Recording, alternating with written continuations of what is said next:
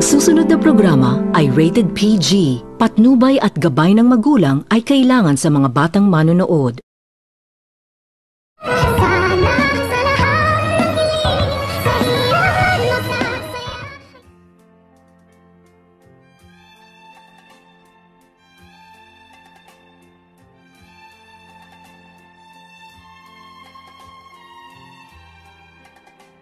Pagkatapos nitong malaman ni Lynette ang katotohanan galing sa bibig ng kanyang anak nang ipinagtapat nito ni Annalyn na nagkaroon pala umano ng pangalawang asawa itong si Dr. Carlos sa kadahilanan na inaantay naman din nito ni Lynette na sasabihin sa kanya ni Dr. Carlos, at dito gulat naman din itong si Dr. Carlos pagkatapos nitong tawagan ni Harry at agad nitong pinagsabihan ni Harry itong kanyang daddy na hindi pala umano nito sinasabi ng kanyang daddy na nagkaroon umano ito ng pangalawang asawa sa kadahilanan na agad naman din nitong pinagalitan ni Dr. Carlos ang kanyang anak na itong si Harry kung bakit umano ito nangingialam, at dito agad naman din nitong sinagot ni Harry ang kanyang daddy na nasabi na umano nito ni Harry kay Annalyn sa kadahilanan na napilitan naman din itong si Dr. Carlos na sabihin kay Lynette ay dito pagkatapos nitong mag-usap ni Harry at sa kanyang daddy na itong si Dr. Carlos ay agad naman din itong hinanap ni Dr. Carlos ang kanyang asawa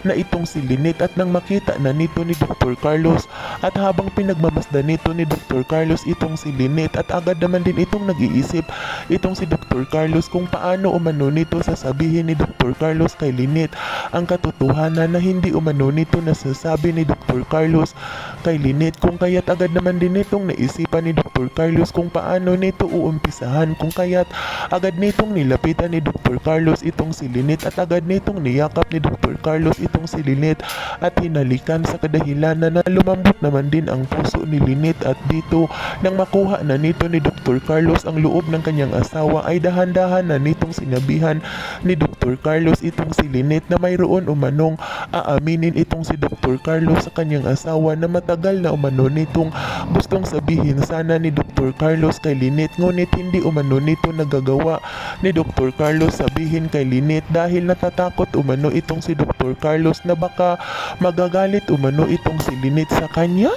At dito agad naman din itong nag-iisip itong si Lynette kung ano umano ang sasabihin ni Dr. Carlos, at dito ikinatuwa naman din nito ni Lynette nang sabihin na nito ni Dr. Carlos sa kanya, nang aminin na nito ni Dr. Carlos na nagkaroon umano ito ng pangalawang asawa, ngunit nakikipag-divorce din umano itong si Dr. Carlos, pero ginugulo umano itong si Dr. Carlos sa kanyang pangalawang asawa sa kadahilanan na agad naman din itong sinabihan ni Lynette ang kanyang asawa na itong si Dr. Carlos kung bakit ngayon lang umano nito sinasabi ni Dr. Carlos sa kanya, at dito agad naman din itong sinabihan ni Dr. Carlos itong si Lynette na ayaw na umano nito ni Dr. Carlos na maalala pa ang kanyang pangalawang asawa, kung kaya't mas minabuti na lamang umano nito ni Dr. Carlos na hindi na ito babanggitin pa kay Lynette, kung kaya't agad naman din itong sinabihan ni Lynette itong si Dr. Carlos kung sino umano ang nagtulak kay Dr. Carlos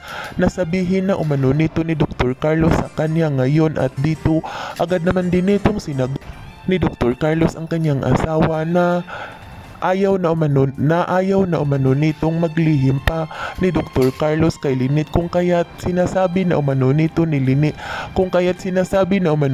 Dr. Carlos ang mga itinatago umano nito ni Dr. Carlos na sikreto kay Lynette. Yan ay ating aabangan sa susunod pa na pangyayari sa kaganapang ito ng abot kamay na pangarap.